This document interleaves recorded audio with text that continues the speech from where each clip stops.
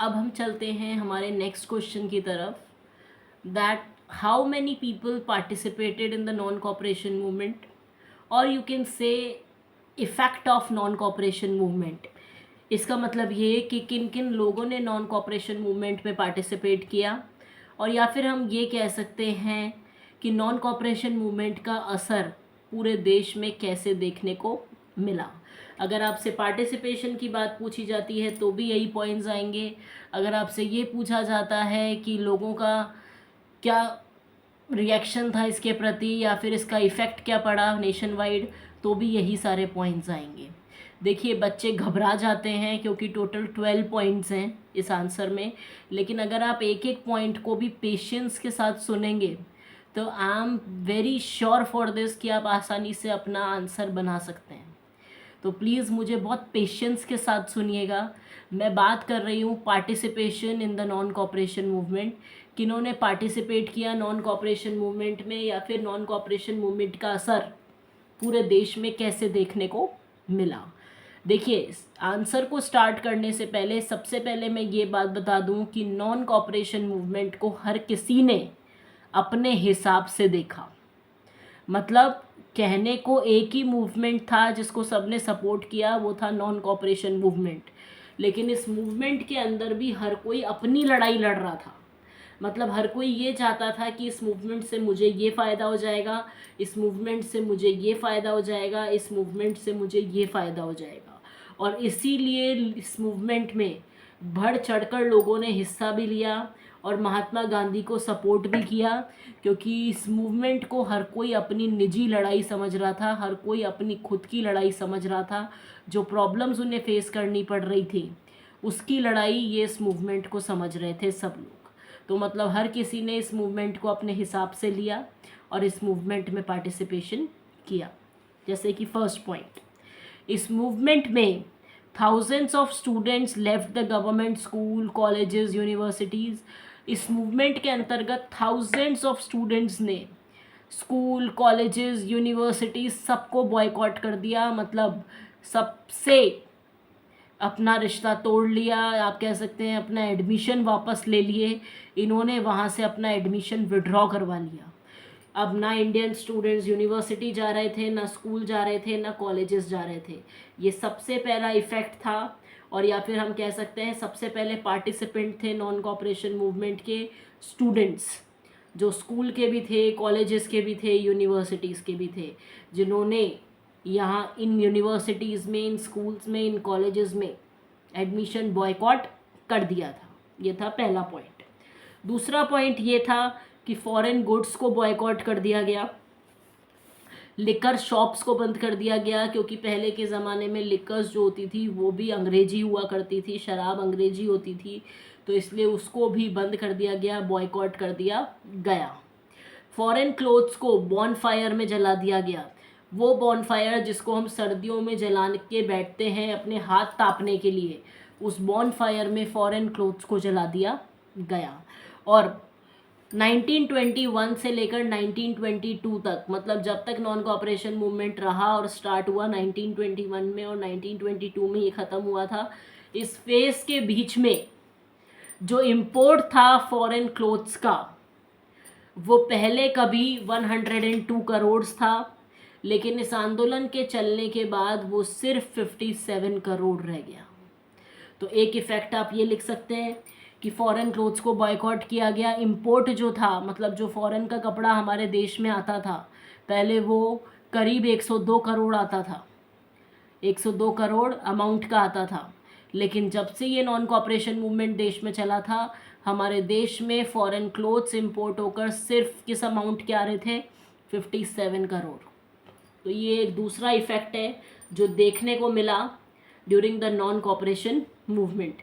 इसे आप economic effect भी कह सकते हैं। उसके बाद हमने बात करी कि बहुत जगहों पर मर्चेंट्स, ट्रेडर्स ने भी ये मना कर दिया कि अब हम फॉरेन क्लोथ्स में डील नहीं करेंगे। तो ये एक और पार्टिसिपेशन था इन लोगों का कि हमारे जो मर्चेंट्स थे, व्यापारी थे, जो ट्रेडर्स थे, उन सब ने भी मना कर दिया कि हम लोग किसी भी तरीके से अब फॉरेन क्लोथ्स में डील नहीं करेंगे। उसके अलावा एक बात हम ये कर सकते हैं कि जो हैंडलूम्स थे हमारे इंडियन हैंडलूम्स, उनका प्रोडक्शन उस समय हाई चला गया था। क्यों? क्योंकि जब तक फॉरेन के क्लोथ आ रहे थे वो मशीन मेड थे तो वो सस्ते पड़ते थे, लोग उन्हीं को यूज़ करते थे।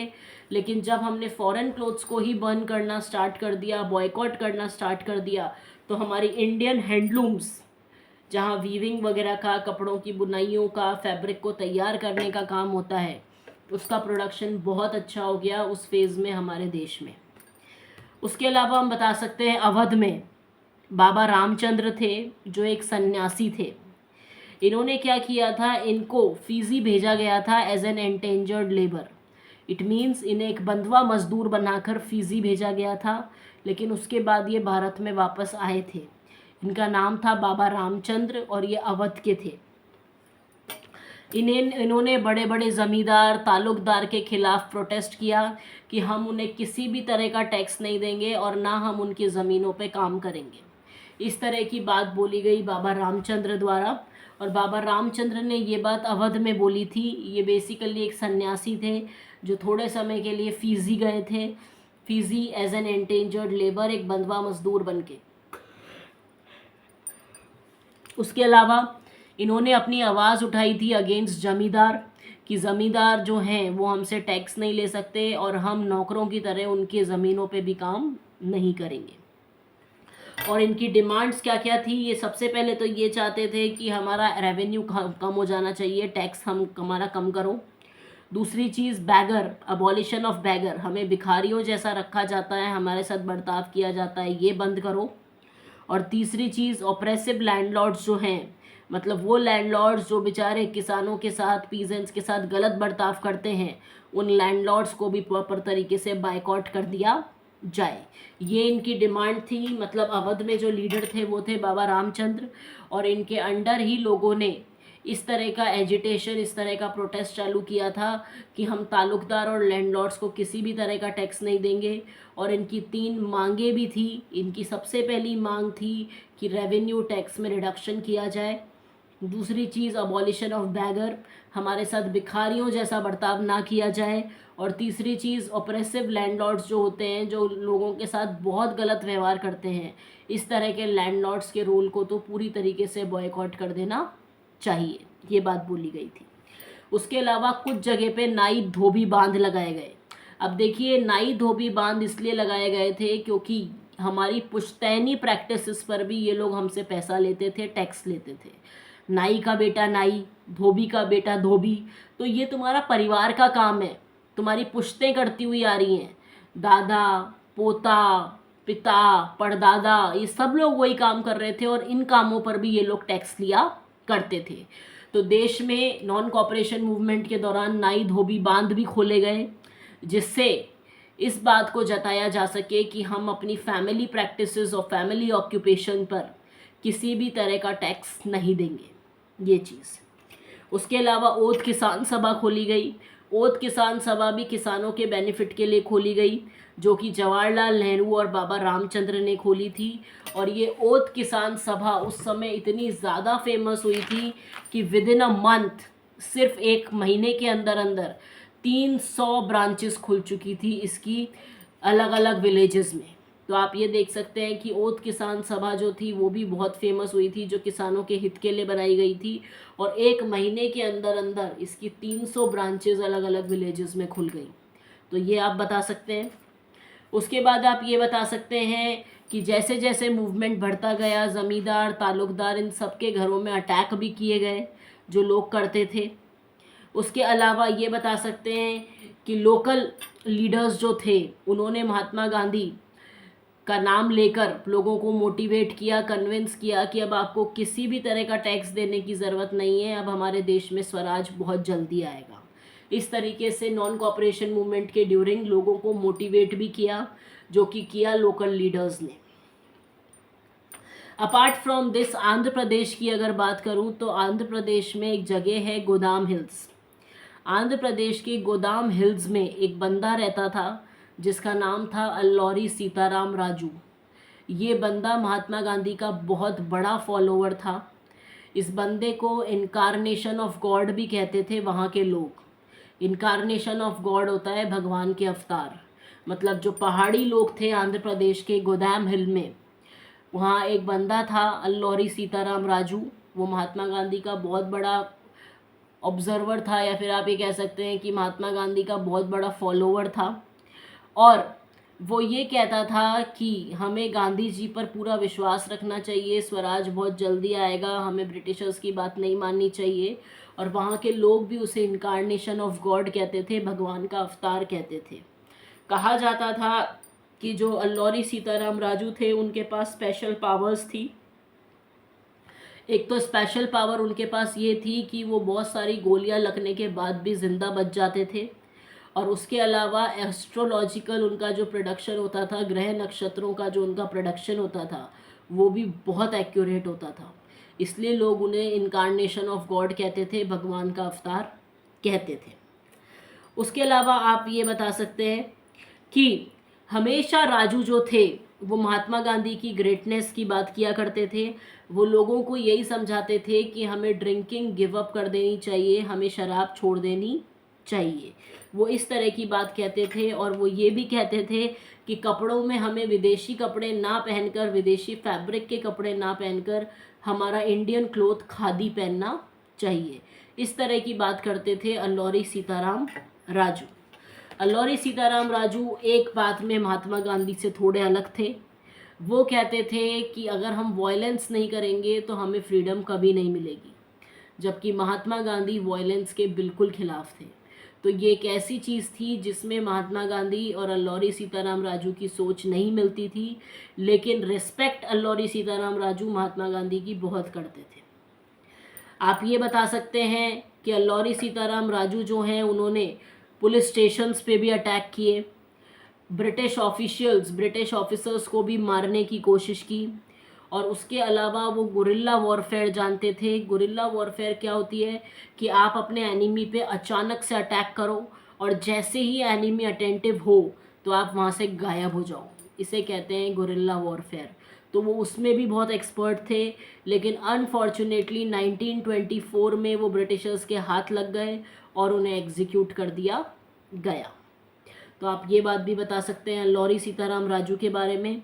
उसके बाद अगर मैं बात करूं प्लांटेशन वर्कर्स की, आसाम में जो प्लांटेशन वर्कर्स थे उन्होंने नॉन कॉपरेशन मूवमेंट को अपने ही तरीके से लिया। बात क्या थी कि उस समय एक एक्ट लागू था प्लांटेशन वर्कर्स के ऊपर, जिसे इनलैंड इमिग्रेशन एक्ट कहा जाता था ऑफ 1859। उस इनलैंड इमिग्रेशन एक्ट के तहत किसी भी प्लांटेशन वर्कर को प्लांटेशन गार्डन छोड़ने की इजाज़त नहीं थी, और अगर कोई प्लांटेशन गार्डन छोड़ भी रहा है तो उसे वो परमिशन बहुत रेयरली मिलती थी। तो ये लोग उसी बात से परेशान थे कि हमसे 24 घंटे मशीन की तरह काम करवाया जाता है, हमें गार्डन्स से बाहर जाने की, हमारी होम कंट्रीज़ में, हमारे होम टाउन्स में जाने को भी अलाउड नहीं रहता, हम फेस्टिवल्स पे भी नहीं जा पाते हैं, और हमें अपने काम का भी प्रॉपर पैसा नहीं मिलता है। तो इस तरह की प्रॉब्लम झेल रहे थे वहाँ के प्लांटेशन वर्कर्स। और वो सारी प्रॉब्लम किस एक्ट के अंतर्गत झेल रहे थे? Inland immigration act of 1859। तो इस समय पर इन्होंने महात्मा गांधी का साथ इसलिए दिया क्योंकि इनको भी विश्वास था कि देश में स्वराज आएगा तो हमारे लिए भी बहुत कुछ अच्छा होगा। तो प्लांटेशन वर्कर्स जो थे उनकी लड़ाई भी नॉन कॉपरेशन मूवमेंट में थी against the inland immigration act of Britishers that was imposed इन 1859। तो आप ये चीज़ भी बता सकते हैं। मैं वापस से रिपीट कर रही हूँ, कितने लोगों ने पार्टिसिपेट किया, क्या रिएक्शन रहा इस नॉन कॉपरेशन मूवमेंट के तहत। तो सबसे पहले आप बता सकते हैं कि स्कूल, कॉलेजेस, यूनिवर्सिटीज़ के स्टूडेंट्स ने बॉयकॉट कर दिया। दूसरी चीज़ आप बता सकते हैं फॉरेन गुड्स को बॉयकॉट कर दिया गया, लिकर शॉप्स को बंद कर दिया गया। जो फॉरेन इंपोर्ट पहले 1002 करोड़ का होता था अब वो सिर्फ 57 करोड़ का हो रहा था। उसमें आप बता सकते हैं कि अवध में बाबा रामचंद्र जो थे वो एक एंडेंजर्ड लेबर बन के फीजी गए थे, लेकिन जब वो वापस लौटे तो उन्होंने पीजेंट्स से यही कहा कि तुम्हें किसी भी तरह का टैक्स देने की ज़रूरत नहीं है। उन्होंने अपनी कुछ डिमांड्स भी रखी, जिसमें से एक थी अबॉलिशन ऑफ बैगर, कि हमारे साथ भिखारियों जैसा व्यवहार ना किया जाए। रिडक्शन ऑफ रेवेन्यू, कि हमारे टैक्सेस में थोड़ा घाटा होना चाहिए, मतलब घटत होनी चाहिए, या फिर आप कह सकते हैं कि हमारे टैक्सेस को कम करो। इस तरह की बात इन्होंने कही थी। और ऑपरेसिव जो गलत तरीके से लोगों के साथ बिहेव करते हैं ज़मींदार, उन्हें पूरी तरीके से हटा देना चाहिए, इस तरह की बात इन्होंने कही। उसके बाद पूरे देश भर में नाई धोबी बांध बनाए गए, मतलब नाई धोबी हमारी जो फैमिली ऑक्यूपेशन होती है उन पर भी ब्रिटिशर्स टैक्स लेते थे, तो उनको भी बंद कर दिया गया, ठीक है, उन टैक्सेस को। और वो कैसे हुआ? बाय फॉर्मिंग नाई धोबी बांध्स। उसके बाद आप बता सकते हैं ओत किसान सभा खोली गई किसानों के बेनिफिट के लिए, जिसे बाबा रामचंद्र और जवाहरलाल नेहरू दोनों ने मिलकर खोला। और 1 महीने के अंदर अंदर 300 ब्रांच और खुल गई ओत किसान सभा की अलग अलग विलेजेस में। तो ये भी एक बहुत पॉपुलर चीज़ हुई ओत किसान सभा। उसके बाद आप ये बता सकते हैं कि जो ताल्लुकदार थे, जो मर्चेंट्स थे, ठीक है, और जो बेसिकली जो लोग नॉन कॉपरेशन मूवमेंट को सपोर्ट कर रहे थे, वो लोगों से मोटिवेट यही कर रहे थे बार बार में लोगों को कि अब आपको कोई भी टैक्स देने की ज़रूरत नहीं है, अब गांधी राज आने वाला है, हमें हमारी ज़मीनें, हमको हमारा बिका हुआ सब कुछ वापस मिल जाएगा। उसके अलावा आंध्र प्रदेश गोदम हिल में अल्लौरी सीताराम राजू जो थे, वो गांधी जी के बहुत बड़े फॉलोवर थे, महात्मा गांधी को बहुत मानते थे। वहाँ के पहाड़ी लोग उन्हें इनकारनेशन ऑफ गॉड कहते थे, भगवान का अवतार कहते थे। क्यों? क्योंकि वो बहुत सारी गोलियों खाने के बावजूद भी बच जाते थे, और उनका एस्ट्रोलॉजिकल प्रेडिक्शन, जो ग्रह नक्षत्र होते हैं उनका प्रेडिक्शन बहुत एक्यूरेट होता था। वो हमेशा लोगों को यही कहते थे कि शराब नहीं पीनी चाहिए, सिर्फ खादी कपड़ा पहनो, जिससे हमारी नेशनलिटी है वो रिप्रेजेंट हो। इस तरह की बात वो लोगों को कहते थे। उसके अलावा इन्होंने बहुत सारे ब्रिटिश ऑफिसर्स को भी मारने की कोशिश की, पुलिस स्टेशंस पे भी अटैक किया। Unfortunately he was captured by the British people और ही वॉज एग्जीक्यूटेड इन 1924, और इन्हें मार दिया गया 1924 में। उसके बाद आप आसाम की प्लांटेशन वर्कर्स के बारे में बता सकते हैं कि वर्कर्स ने भी नॉन कॉपरेशन मूवमेंट में पार्टिसिपेट किया, क्योंकि उन्हें इनलैंड इमिग्रेशन एक्ट ऑफ 1859 से छुटकारा चाहिए था। इस एक्ट के दौरान उन्हें प्लांटेशन गार्डन्स से बाहर जाने की इजाज़त नहीं थी। वो इजाज़त अगर मिलती भी थी तो उन्हें रेयरली मिलती थी। फेस्टिवल्स पे भी घर ना जाना, गार्डन्स को छोड़ के बाहर ना जाना, इस तरह की प्रॉब्लम्स उन्हें उस एक्ट के तहत फेस करनी पड़ रही थी। तो बेसिकली इन्होंने क्या किया, इन्होंने प्लांटेशन गार्डन्स को भी छोड़ दिया, काम करने से भी रिफ्यूज़ कर दिया। तो इस तरीके से इन लोगों ने भी पार्टिसिपेट किया नॉन कॉपरेशन मूवमेंट।